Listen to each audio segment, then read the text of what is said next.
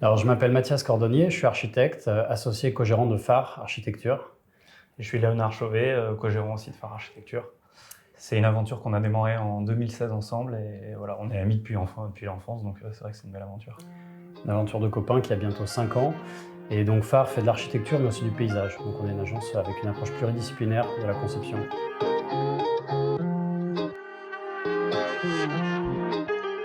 Start it up.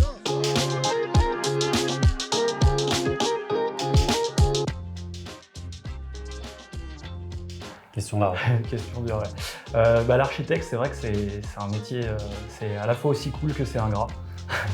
Un jour, on passe la nuit et la journée à rêver de refaire le monde et le lendemain, on se retrouve sur un chantier en train de démêler un problème, genre c'était une fuite avec une gouttière, enfin voilà. C'est entre le rêve et le concret, quoi. C'est un métier, on s'ennuie jamais, il faut se réinventer tout le temps.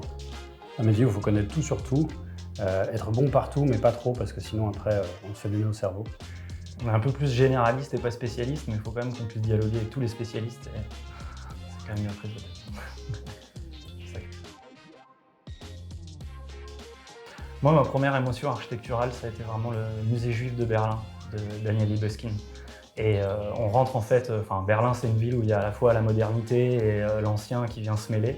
Et là c'est un peu l'exemple de ça. Et en fait on rentre par de l'ancien, puis après on est enfermé dans un bâtiment où on vit une expérience guidée.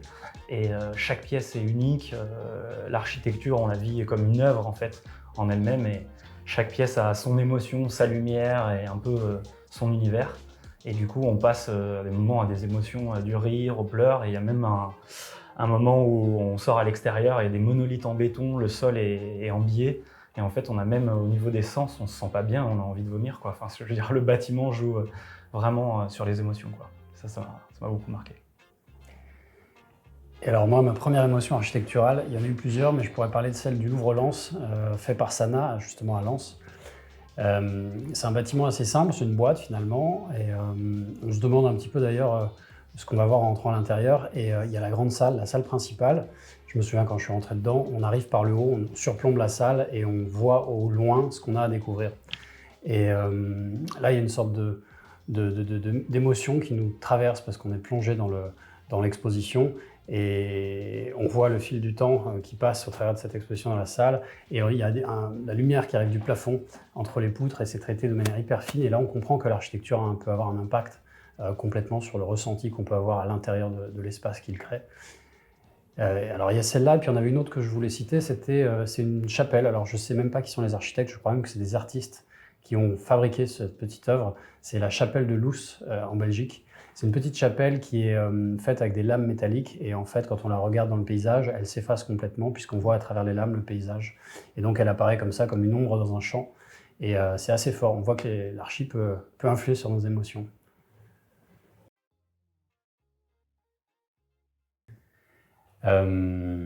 Alors pour moi la notion clé en architecture c'est la notion de concept. C'est un peu vague comme idée, mais en fait, c'est le fil rouge de la pensée, c'est ce qui donne la cohérence au projet. Et c'est ce qui fait que le bâtiment, finalement, c'est un projet d'architecture et pas simplement un projet de construction.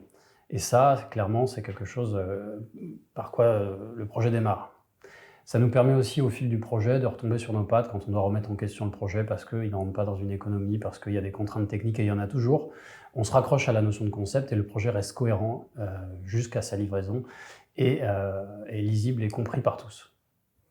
Et c'est même important, même en phase amont, parce que sans une bonne idée ou sans un bon programme, ou en tout cas sans définir un cahier des charges ou quelque chose qui nous plaît, ou une histoire, ou un message qu'on veut donner, donc en fait une idée forte, on a du mal à créer de l'architecture, on ne crée pas de l'architecture à partir de rien. Ouais. Donc cette notion de concept, elle peut venir de partout, mais c'est un peu le lien qui permet de dérouler ensuite et de se raccrocher toujours à ça dans toutes les étapes. Ouais, c'est ça qui écrit l'histoire, qui embarque tout le monde autour du projet. Et c'est ça qui fait du projet d'archi quelque chose de beau et de tangible. Ouais. Donc c'est ça que les étudiants doivent savoir en sortant de l'école. Ils auront tout le temps après d'apprendre des détails techniques et autres. Mais en fait, qu'est-ce que ça veut dire? Clairement, le mot concept, c'est un mot un peu valise.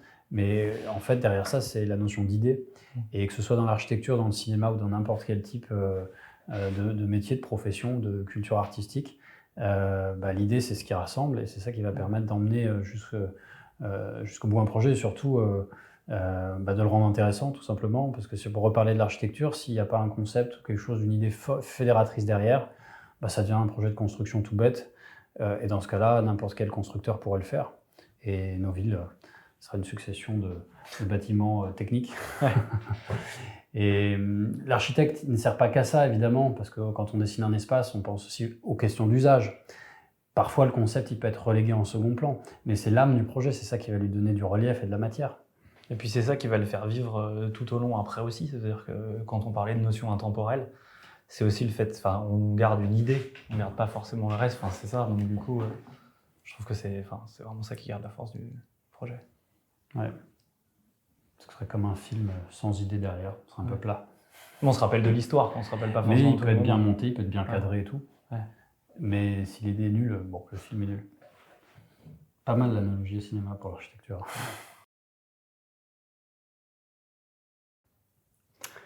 Vas-y. Un lieu à voir pour nous, surtout qu'on y travaille pas mal en ce moment, c'est Le Havre. Parce que Le Havre, c'est une ville qu'on ne connaît pas très bien finalement, mais qui est pleine de paradoxes. C'est une ville qui est aussi trash qu'elle est belle. On y voit la mondialisation qui passe sous nos yeux avec les porte-conteneurs qui sont gigantesques, qui sont plus grands que la ville. Et à côté de ça, il y a le vieux centre-ville construit par Perret, qui de prime abord n'est pas forcément très beau, mais qui en fait, quand on le regarde dans le détail, est une œuvre d'architecture top. Et à côté de ça, c'est une ville hyper dynamique qui se construit sur l'emprise de son vieux port, donc avec pas mal de réhabilitation d'infrastructures portuaires, et beaucoup d'architectes qui ont fait des bâtiments, posé leur signature. Il y a Niemeyer, quand même, il faut le citer, avec le volcan de Niemeyer, au milieu de l'architecture de Perret, c'est quand même pas rien. Et à côté de ça, il y a d'autres bâtiments plus neufs dans le quartier des Docks. La piscine de Jean Nouvel, qui est quand même assez intéressante, surtout de l'intérieur, il faut la vivre de l'intérieur, celle-là. Bref, Le Havre, c'est une ville qui est pleine de surprises, et il faut absolument le voir, qu'on soit architecte ou pas d'ailleurs. Ouais. En fait, ce qui est incroyable, c'est qu'il y a ce côté vraiment, le port qui est quand même hyper industriel, une ville hyper construite avec Perret, avec des codes quand même presque parisiens, très urbains, donc il y a ce contraste. Et en plus, c'est un peu un territoire où on peut tout faire, parce qu'en fait, c'est à 2h30 de Paris, c'est au bord de la mer, il y a un contexte quand même assez incroyable.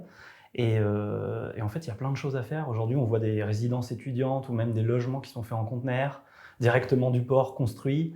Il y a aussi l'histoire de la brique normande aux alentours. Et du coup, c'est vrai qu'il y a ce melting pot entre la brique, le port, les voiliers de plaisance, la plage. Donc même si en prime abord et surtout dans l'esprit, c'est un peu trash et dur, parce qu'il y a un peu de vent et un peu de pluie, c'est vrai. Mais il y a énormément de surprises et il y a aussi un phénomène culturel du coup qui pousse un peu à ça. Et je pense que c'est une ville d'avenir. Une ville pleine de contrastes. Et c'est une ville... en fait, l'écriture, elle se nourrit aussi de l'histoire. Et c'est une ville qui est pleine d'histoire. Donc pour des architectes, c'est un terrain de jeu qui est incroyable. Avant, c'était Paris, Le Havre, New York, quoi. On est allé en bateau de croisière. Voilà, ça fait un peu rêver, mais...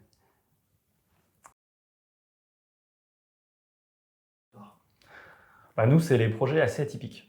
En fait, entre l'hôtel qu'on fait à Cannes, un boutique hôtel à Dakar, des logements, le bateau phare, un bateau électrique, on aime bien en fait se mettre sur différents sujets, on travaille partout en France. On n'a pas vraiment... nous, ce qui nous anime, c'est vraiment d'avoir une histoire à la base, un peu une aventure en fait, avec un maître d'ouvrage. Et voilà, donc c'est assez atypique, quoi. C'est vraiment ça qu'on recherche, quoi. C'est à chaque fois la nouveauté, de pouvoir se reconcentrer sur des nouvelles choses. Et en fait, on a eu l'occasion, un peu par hasard d'ailleurs depuis le début, mais à garder en fait ce fil qui est un peu au final le fil conducteur, même si ça paraît étonnant. On cherche à avoir des projets insolites qui racontent des histoires un peu hors du commun, et on cherche à coécrire l'histoire avec les porteurs de projets. Ne surtout pas tomber dans le mainstream de l'architecture. Ouais. Il y a une vraie connexion avec l'eau dans notre métier qu'on aime beaucoup, et avec le paysage aussi. Le paysage est aussi lié à l'eau, et toutes les grandes villes sont aussi liées à leurs fleuves. Donc on fait aussi un peu de fluvial maintenant. C'est vrai que... C'est-à-dire que pour raconter une histoire un peu insolite et atypique, il faut avoir des équipes atypiques ou un sujet qu'on n'a pas l'habitude de voir, et c'est là qu'émergent les nouvelles idées, l'innovation. C'est plus facile d'écrire l'histoire d'un projet sur la base de quelque chose qu'on n'a pas l'habitude de voir. Et alors c'est vrai que l'eau à l'agence, c'est un dénominateur commun. Il y a le paysage, évidemment. On commence aussi beaucoup les projets par l'histoire qui va avec le paysage. Et ensuite, forcément, qui dit équipe atypique, dit personnalité différente. Donc on est entouré de pas mal de gens avec qui on travaille, avec qui on a créé des relations sur le long terme. On peut parler de designers, Raphaël Naveau, d'autres architectes. On fait pas mal de co-traitance et on recherche la co-traitance parce qu'elle est source de nouvelles idées. D'échanges. Clément Dagneau, qui est architecte à Bruxelles, avec qui on a travaillé sur notre projet d'hôtel à Dakar. Donc on recherche l'insolite et l'atypique, mais on n'attend pas qu'il arrive, on le crée aussi avec les sujets qu'on choisit et les équipes qui vont autour. C'est vrai qu'on n'est pas une agence qui défendons le fait de construire que des tours en bois, et c'est vraiment ça. Tu vois. On cherche à faire plein de choses, à découvrir plein de nouveaux sujets. Et c'est vrai que c'est venu un peu à nous à travers la restauration, l'hôtellerie, le flottant. En fait, tout ça, il y a de plus en plus de lieux culturels qui font des choses différentes. Là, on va peut-être faire un restaurant dans une église. Donc voilà, ça fait partie aussi de la réhabilitation, de réhabiliter des lieux en faisant des changements de destination. Soit de réinterpréter des lieux en logement, soit en espace public de vie. Et donc, c'est vrai que c'est intéressant de pouvoir mêler les sujets. En fait, c'est ça qui nous anime. Bien dit. On va te présenter notre projet d'hôtel flottant rêvé, qui est au Havre et qu'on a gagné en 2017 dans le cadre d'un projet, d'un concours qui s'appelait Réinventer la Seine. Et donc on a proposé un projet qui répondait à l'attente de la ville dans le cadre du développement de la ville sur son port, l'interface ville-port. Et donc on a proposé un hôtel flottant de 65 chambres avec son restaurant qui s'implante dans le bassin de l'Eure, dans la continuité d'une balade piétonne qui à l'époque finissait sur rien, sur un quai. Et là c'est un espace semi-public à la manière d'une estacade comme on voit en Normandie ou d'un pier comme on voit en Angleterre juste en face de l'autre côté de la Manche. Et le concept, ce qui a fait la différence, c'est qu'on a un projet qui s'implante en perpendiculaire du quai et non en parallèle. Ouais. Et du coup, ça permettait effectivement d'aller chercher le milieu du bassin et d'aller chercher les vues à la fois sur le port industriel qui est de ce côté-là et en même temps avec les vues de l'autre côté sur la ville. Et donc ça crée, entre l'interface ville-port, du coup, ça crée justement cette interface de point de vue et de parcours. Et le parti pré-architectural, là, c'était de mélanger deux langages architecturaux. D'un côté, la mégastructure portuaire en acier flottante, avec une structure très visible, et sur l'espace semi-public au-dessus, un restaurant, c'est l'accueil de l'hôtel et le restaurant, avec une structure bois, des petits cabanons qui reprennent un petit peu la morphologie des cabines de plage qu'on a en Normandie. Donc notre projet, en fait, c'est le mélange de ce port havrais très impressionnant et du tourisme normand qui s'invite dans le centre-ville du Havre. Et donc il y a cette double échelle entre l'échelle humaine dessus et puis le ponton en lui-même qui répond à l'échelle du port. Et le piéton qui soit dessus en fait, parce qu'il y a la Transat Jacques Vabre qui passait dans le port et qui rentrait dans ce bassin du sport et qui rentrait dans le bassin Vatine. Et du coup on offre aussi un spectacle assez incroyable depuis ce point de vue et depuis le silo, la cheminée qu'on voit au bout, d'avoir aussi cet aspect touristique qui rentrait à l'intérieur du projet et en même temps l'espace on va dire plus intime en dessous, plus privé, avec ce rapport privilégié à l'eau.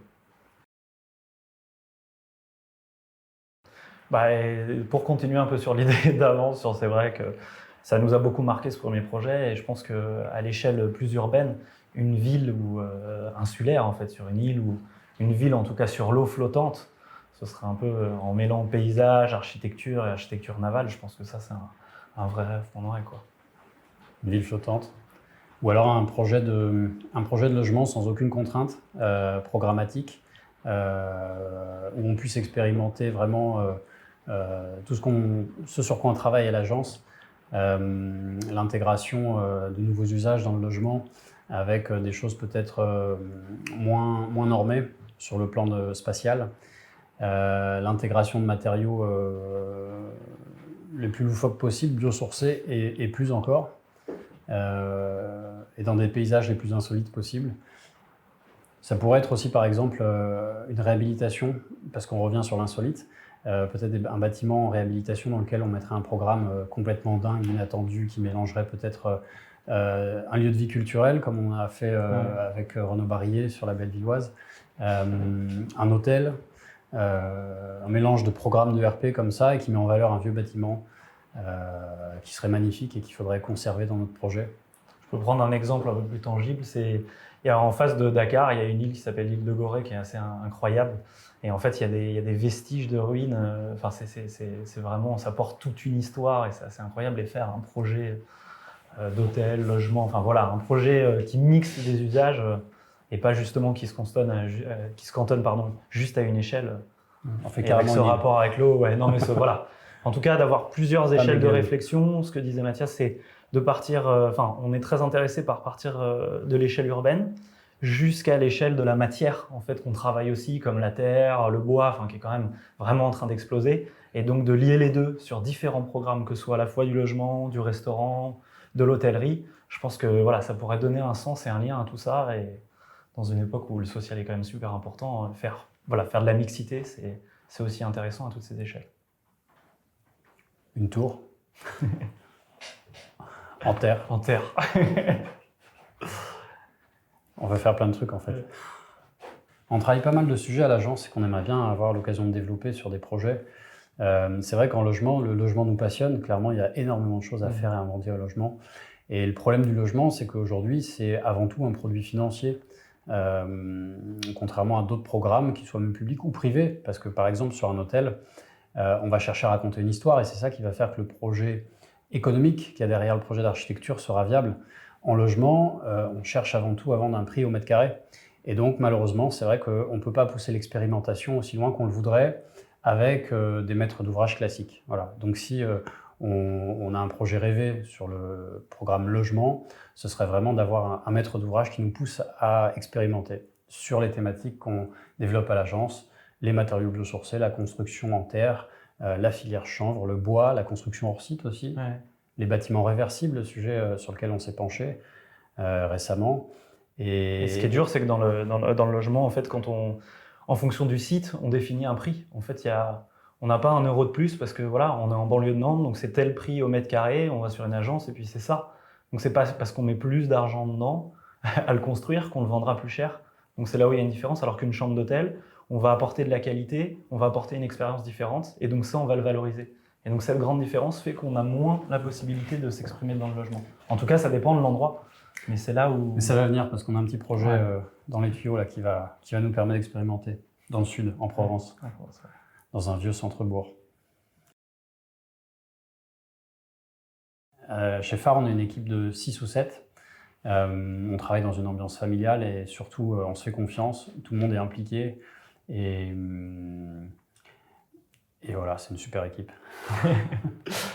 Et en dehors de nous, enfin on va dire du mot équipe stricto sensus, on travaille aussi avec beaucoup de partenaires différents. Des gens, d'autres architectes, des designers, enfin des gens qui nous apportent d'autres points de vue et une autre culture. L'équipe au sens large. Ouais, exactement. Et c'est un peu là-dessus qu'on veut travailler aussi, enfin avec qui on veut travailler et de la manière dont on veut travailler, parce que je pense que c'est important effectivement d'avoir des regards croisés.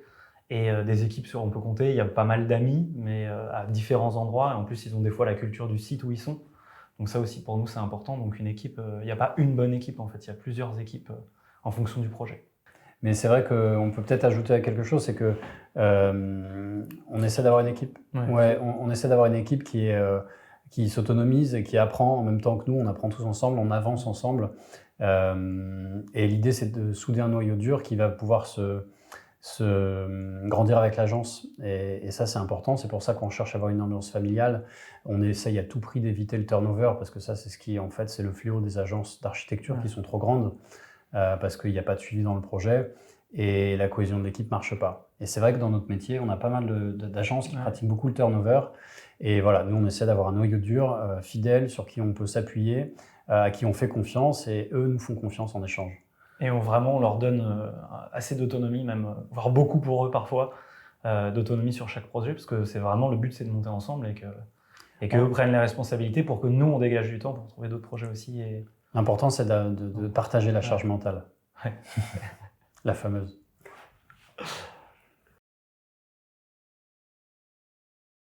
C'est une question qui n'est pas évidente, parce que en fait, les projets... arrive à nous la plupart du temps en commande directe et ça se fait par relation, par affinité, grâce au réseau on va dire.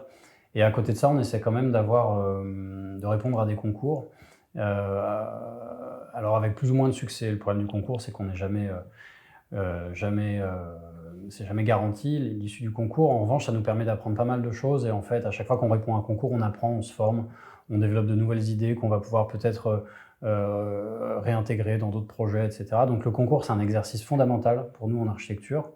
Mais c'est vrai qu'aujourd'hui, voilà, on a gagné 2 gros concours surtout à l'agence. C'est déjà pas mal. Qui nous a lancé Et la plupart, et qui nous font vivre, c'est vrai. Et la plupart des projets atypiques, on va dire, qu'on a sont en commande directe. Et là, c'est vraiment par un réseau plus ou moins personnel ou professionnel, mais c'est vrai que de toute façon, les deux sont mêlés dans nos métiers. Et la commande, on a de la chance jusqu'à maintenant, vient à nous assez facilement pourvu que ça dure. Ouais. Une fois qu'on a le projet à l'agence, là, c'est vraiment un ping-pong déjà entre nous deux à la base, et puis quand on a une idée claire, en tout cas lisible pour tout le monde, on le partage beaucoup, justement avec ses différents points de vue, avec une équipe un peu variée, et en interne et en externe aussi, parce que c'est toujours important d'avoir des avis de tout le monde. Même, il n'y a pas de mauvais avis. Je veux dire, il faut juste prendre les bonnes choses dans les mauvais avis. Mais voilà, et ça c'est intéressant. Et après, on échange énormément. On n'hésite pas à jeter les choses, recommencer. Ça c'est vraiment le. On se met souvent dans une bulle créative qui peut durer 2 heures, parfois 1 mois. Ça dépend un petit peu de l'issue du projet, de l'envergure du projet. Mais on commence déjà sans contrainte. On lit à peine le programme, on y va un peu au feeling. On voit ce que ça nous évoque, on jette les choses sur le papier. Et après, on recoupe un petit peu avec ce qui nous est demandé. Je pense que les premières sensations qu'on a sur un lieu ou un site, ou quand on parle aux gens, aux commanditaires, je pense que déjà, en fait, ça, c'est hyper important. Donc, on marche quand même pas mal à l'intuition au début. On se dit, voilà, qu'est-ce qu'on a envie de vivre dans ce lieu, qu'est-ce qu'on a envie d'y transmettre, sans aucune contrainte, parce qu'on sait qu'après, il y en a 10 000. Et du coup, ça marche bien, parce qu'une fois qu'on a un peu ce fameux concept, ou idée forte, même s'il évolue un peu en fonction du temps, il s'ajuste plutôt qu'il évolue. Mais en tout cas, ça permet de donner une directrice, la comparer avec les autres et développer à l'agence. Ouais, la difficulté au départ, c'est de trouver la notion de concept, la fameuse notion de concept dont on parlait tout à l'heure. Et il ne faut pas non plus que ce soit n'importe quoi, parce que le but, c'est de faire sens, de donner du sens au projet. Du coup, on va puiser un petit peu dans le contexte physique et intellectuel qui est autour du projet, dans des références qui concernent le projet, qui concernent le programme, le sujet. Évidemment, on se documente sur ce qui s'est déjà fait sur ces sujets-là, et ce qui se fait autour du projet de manière plus physique. Et il y a quand même une petite phase de recherche comme ça, où on va nourrir notre imaginaire et ensuite on se met dans cette bulle créative. Et après, une fois qu'on a un concept sur lequel on est plus ou moins d'accord, qu'on trouve pertinent au regard de ce qui nous est demandé quand même, alors là, on commence à rentrer les contraintes. Et là, c'est la phase 2 qui démarre, qui reste de la conception, mais... c'est même intéressant parce que nous, on est quand même une agence qui va jusqu'au chantier, ce qui n'est pas le cas de tout le monde. Donc en fait, jouer des contraintes, c'est vraiment... après, ça devient un jeu. Et en fait, il y en a de plus en plus, et à chaque fois, il faut rebondir tout en regardant le concept et en améliorant les choses. Enfin, il faut vraiment que ces contraintes, elles n'arrivent pas pour nous casser tout, mais pour en fait synthétiser et qu'il reste qu'à la fin toutes les normes respectées et le concept. Et ça, c'est vraiment un second exercice. Et pour rebondir sur la phase concours, qui est un peu différente que la commande, on n'a pas forcément, le commoditaire et parfois la ville ou des gens qu'on a moins l'occasion de rencontrer avant de présenter le concours. Et donc, pour rebondir sur ce que disait Mathias, c'est encore un autre exercice où là, il faut presque avoir déjà un concept qu'on a envie de développer, par exemple pour le logement, avec des idées assez fortes, qu'on amène sur le papier et qu'on essaie de traduire à travers ce projet-là. Et c'est un exercice où on construit plus nos outils, alors que...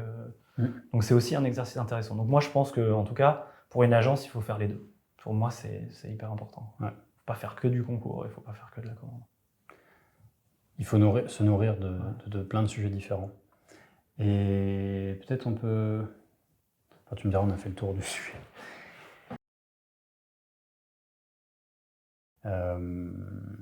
Quand on rentre dans un bâtiment, c'est vrai qu'il faut qu'on ait cette émotion qui nous traverse. Et là, on a réussi à faire une architecture...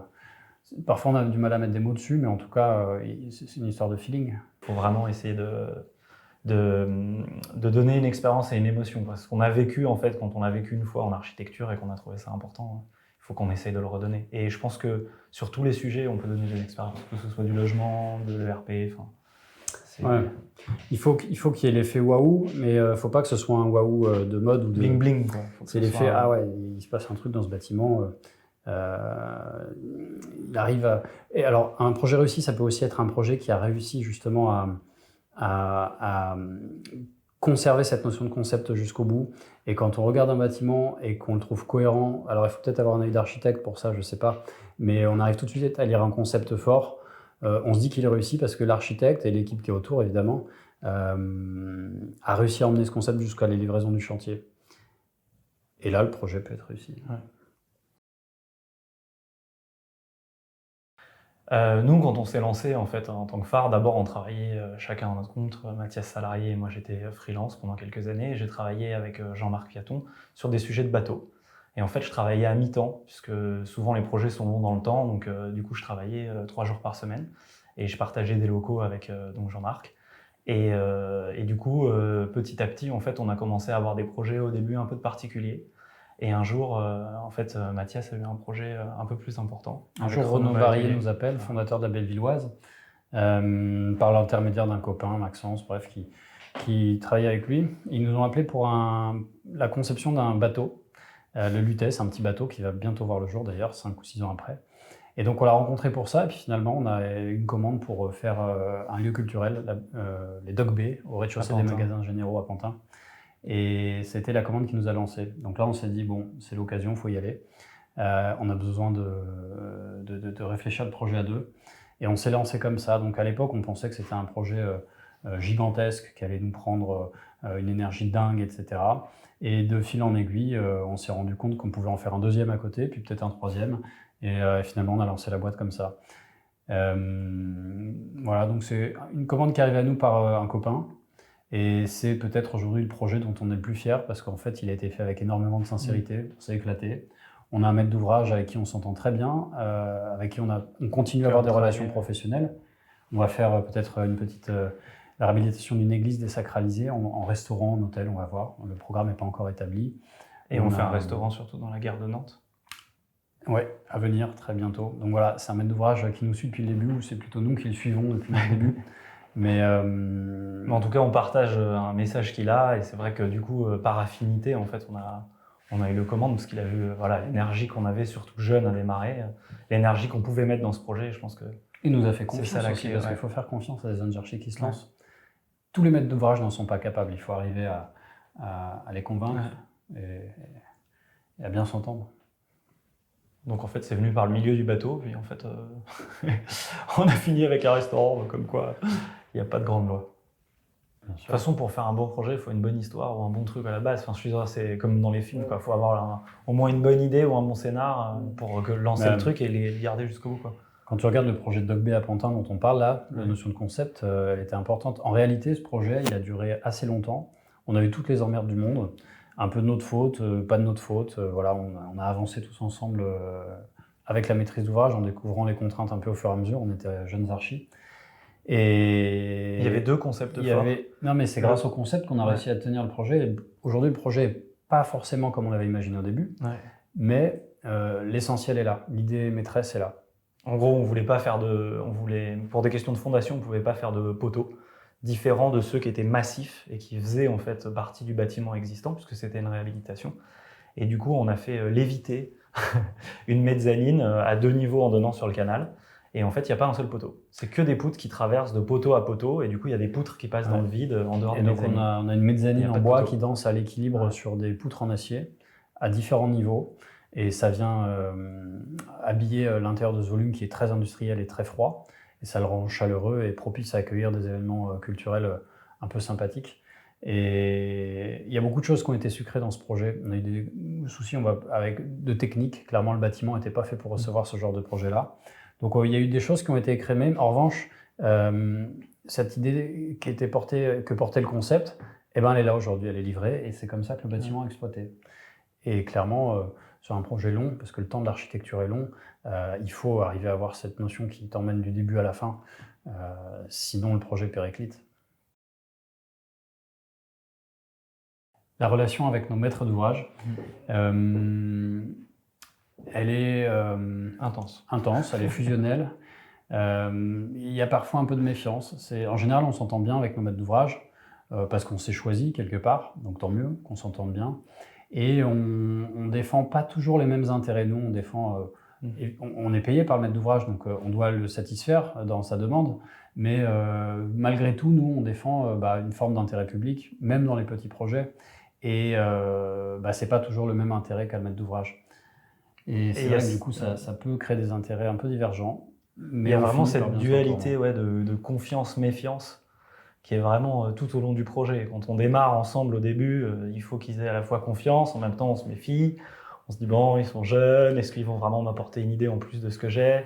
Et au fur et à mesure, en fait, on est obligé d'installer la confiance, parce que déjà sur les premiers croquis, les premières idées, les premiers dessins, on est obligé de partager ce fameux concept, cette fameuse idée qui nous réunit et qu'on a envie de communiquer ensemble, lui pour trouver des investisseurs, nous pour aussi faire vivre le projet. Donc en fait, au début, même si on n'a pas les mêmes conditions, on trouve un intérêt commun, en tout cas un message, une histoire commune qu'on raconte de manière différente, mais qui Qui au forme une final, relation de couple en fait. ouais, Une sorte mais de vraiment. proximité, et puis parfois on s'éloigne. Parfois mais trop, parfois pas. mais dans l'intérêt du projet, on finit toujours par se rapprocher comme il faut. Mais c'est une relation hyper intéressante. Sans maître d'ouvrage, il n'y a pas d'architecture. L'architecte reste dans son bureau. Ouais. Parce que faire des idées derrière son bureau tous les jours et jamais les faire sortir de terre, il faut bien qu'il y ait quelqu'un alors, qui définisse au moins au début après, un programme. Il y a pas mal de maîtres d'ouvrage différents, parce qu'il y a Ouais. des maîtres d'ouvrage privés et publics déjà. Et dans le privé, entre un particulier et un professionnel de l'immobilier, ça n'a rien à voir. Évidemment, notre position n'est pas la même. Il n'y a pas de mieux ou de moins bien, mais chaque relation est différente du coup avec nos maîtres d'ouvrage. Quand ça se passe bien, en général, c'est une relation récurrente. Ouais. Sauf pour le particulier, qui se fait pas souvent plusieurs maisons.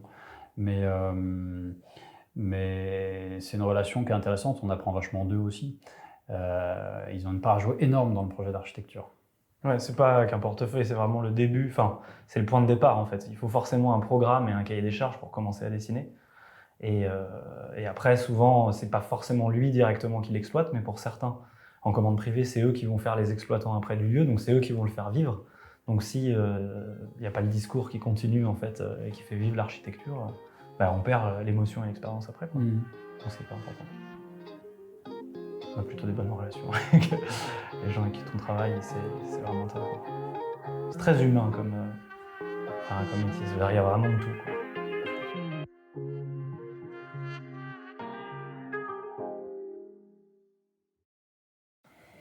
Merci. Merci, Kobe. Merci. Ouais.